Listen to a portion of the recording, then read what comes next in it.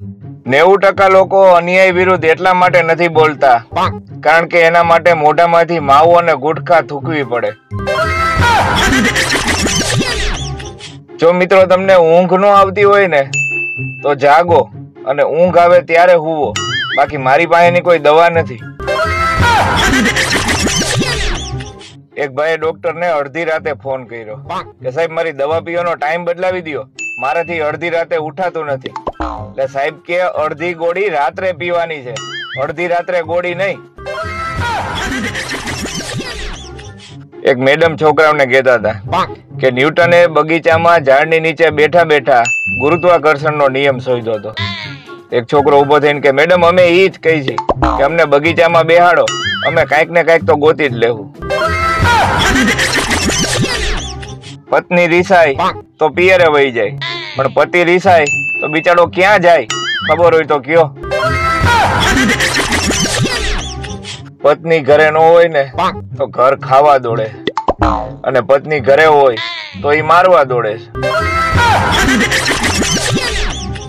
કાલે એક જગ્યાએ ચોપડીમાં વાંચ્યું કે ખુશ રહેવું હોય તો પત્ની જોડે વાત કરવી. હવે હલવાણો ન્યા છું કે કોની પત્ની હારે વાત કરવી ઈ એમાં નથી લખ્યું. જો તમે રાત્રે રોડ ઉપર એકલા જતા હોય અને તમને બીક લાગતી હોય તેનો અક્ષર ઈલાજ બે હાથની મુઠ્ઠી પેલા વાળો એકદમ ટાઈટ અને પછી ભાગો.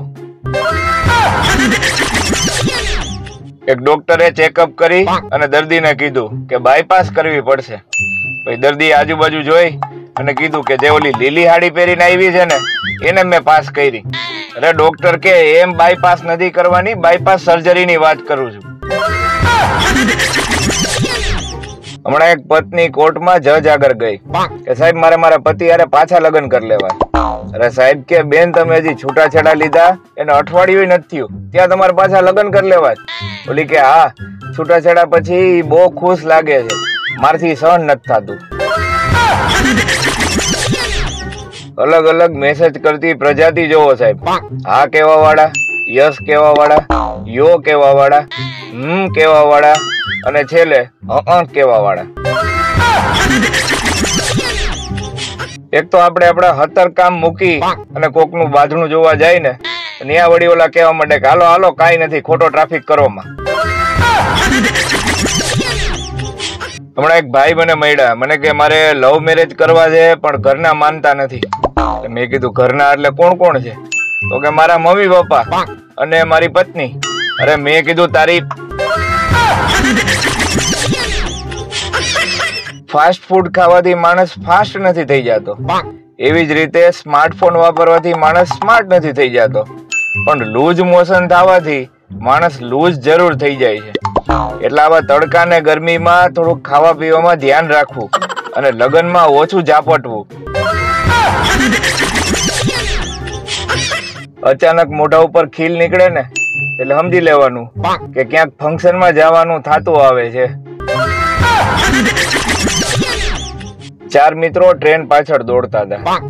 એમાંથી 2 ને ડબ્બામાં બેઠા હોય ને માણસોએ પકડીને બેહાડી દીધા. 2 રહી ગયા. ઓલા ડબ્બા વાળા કે શાબાશી કે તમે હારું દોડ્યા હો. અરે ઓલા કે હારું હું દોડ્યા, જાવું તો ઓલા 2 ને, અમે તો એને મૂકવા આવ્યા હતા.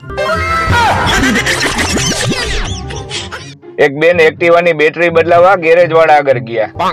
તો ગેરેજ વાળો કે એક સાઈડ ની નાખી દઉં. બેન ઘડીક વિચાર કરીને કે એક કામ કરો ને 2 સાઈડ ની નાખી દો ને, ઘડીએ ઘડીએ કોણ ધક્કા ખાય. તમે કોઈને એમ કહો કે બ્રહ્માંડમાં 300 અબજ તારાઓ છે તો માની લેશે, પણ એમ કહો કે આ બાકડાનો કલર તાજો છે બેસતો નહીં તોય આંગળી તો અડાડશે જ.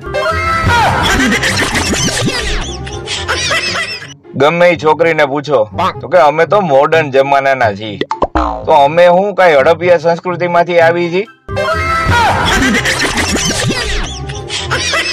कभी कभी मेरे दिल में ख्याल आता है कि ख्याल तो दिमाग में आना चाहिए, तो फिर दिल में क्यों आता है? આ દવાના અલગ અલગ નખરા છે. કોક દવાને ખાલી પેટ જોઈ તો કોક દવાને ભરેલું પેટ જોઈ.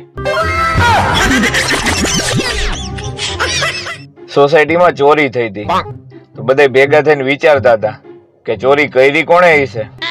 એક ભાઈ બાજુમાં આવી અને હળવેકથી બોલ્યા કે ચોર સિવાય કોઈ ચોરી કરે નહીં. તમે કોઈ છોકરીને એમ પૂછો કે શું થયું, તો 10 માંથી 9 છોકરી એમ જ કહેશે કે કાંઈ નહીં, અને બાકી વધેલી એક છોકરી અંગ્રેજીમાં કહેશે કે નથિંગ. મોઢામાં માવો રાખનાર વ્યક્તિ મૌન ધારણ કરનાર અને શાંતિ પ્રિય હોય છે. માવાનું અમૃત મોઢામાં આવી ગયા પછી એને આ મોહ માયા વાળા સંસારની તમામ વાતો ક્ષુલ્લક લાગતી હોય છે, જેથી તમામ વાતોનો જવાબ ખાલી કરીને આપતા હોય છે. આ કહેવત જ જડમૂળથી ખોટી છે કે છોકરી હસી તો ફસી. એમાં પછી ખબર પડે કે ફસાણો તો બિચારો છોકરો જ છે. બે રીતે બોલવા વાળા હોય, એક તો આલે લે અને બીજું લે આલે. તું બૂચ મારું અને રોલરી હોય તું ગામને રમાડે અને માર ખાય તું.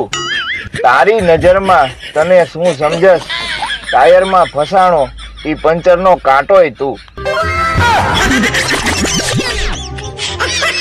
છોકરાવાળા કે અમારે તો કરકસર કરે ને એવી છોકરી જોઈ છે, તો છોકરીવાળા કે અમારી દીકરી એવી જ છે. પાડોશીએ ટાંગેલા લીંબુમાંથી લીંબુ શરબત અને મરચામાંથી ચટણી બનાવે છે. જન્મ પછી ગાયની આંખ તરત જ ખુલી જાય, બકરીની 2 કલાક પછી ખુલે, બિલાડીની 6 દિવસ પછી ખુલે અને માણસની લગ્ન કર્યા પછી ખુલે.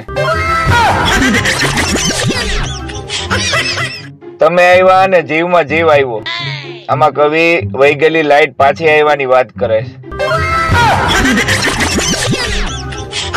મને તો ક્યારેક એ વિચાર આવે કે આ તૂટેલા દિલ વાળા જીવતા કેમ હશે ટેપ પટ્ટી ચોટાડીને. આ દુનિયામાં લોહી આપવા વાળા ઓછા અને પીવા વાળા જાજા છે.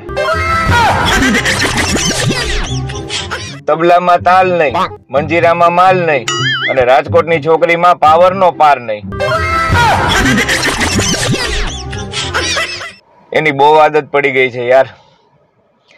એને ન જોઉં ને તો ક્યાંય ગમતું નથી, અને આખો દી એમ જ થાય કે એના વગર નહીં હાલે. છોકરીની નહીં, મોબાઈલની વાત કરું છું. વાંઢાવના લગ્ન થતા નથી, પરણેલાઓને લગ્ન જીવનમાં મજા આવતી નથી, અને છૂટાછેડા વાળાને પાછા લગ્ન કરવા છે. આમાં હારી કઈ હળ હૂજતી નથી. પેલા લોકો બોલીને એકબીજાને મેણા ટોણા મારતા, હવે શું વિચારને સ્ટેટસ મૂકી દે છે. જુનાગઢના વાંઢાવને એક મોટો ફાયદો એ છે કે લગ્ન થાય તો ભલે, બાકી સામે સીધો ગિરનાર તો છે જ. भोली सी सूरत हाथों में किटली दूर खड़ी चिल्लाए चाय चाय. एक अमदावादीए एनी घरवाळीने फोन कर्यो के हूँ ऑफिसेथी નીકળું છું, તું નાવાનું પાણી ફ્રીજમાં મૂકી દેજે. બેટી બચાવ બેટી પઢાવ ઈ તો બરોબર, પણ બેટીઓને મેકઅપ ઓછા કરાવો. માણસો બહુ છેતરાય છે યાર.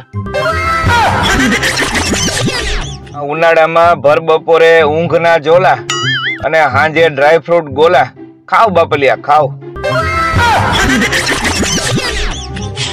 એક બાળકનો જન્મ થયો, એને જોયું કે સામે ડોક્ટર ને નર્સ તો ગાંઠિયા ખાય છે. પછી ઉપર જોઈને બોલ્યો કે ભગવાન પાછો રાજકોટમાં. આપણી સૌથી વધારે કદર તો આપણા કપડા કરતા હોય છે સાહેબ. જેવો કબાટ ખોલી કે તરત જ પગમાં પડી જાય. આજે જો કોઈ મિલ ગયા વાળો જાદુ ધરતી ઉપર હોત ને અને આટલા તડકામાં બહાર નીકળત તો એને ઝાડા થઈ ગયા હોત.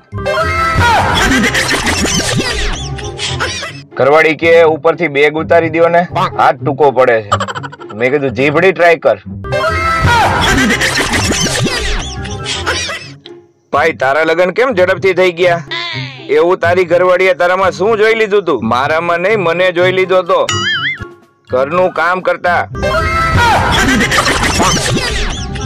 કાલે એક ભેંસ તળાવમાંથી નાઈ અને કાદવમાં ગઈ.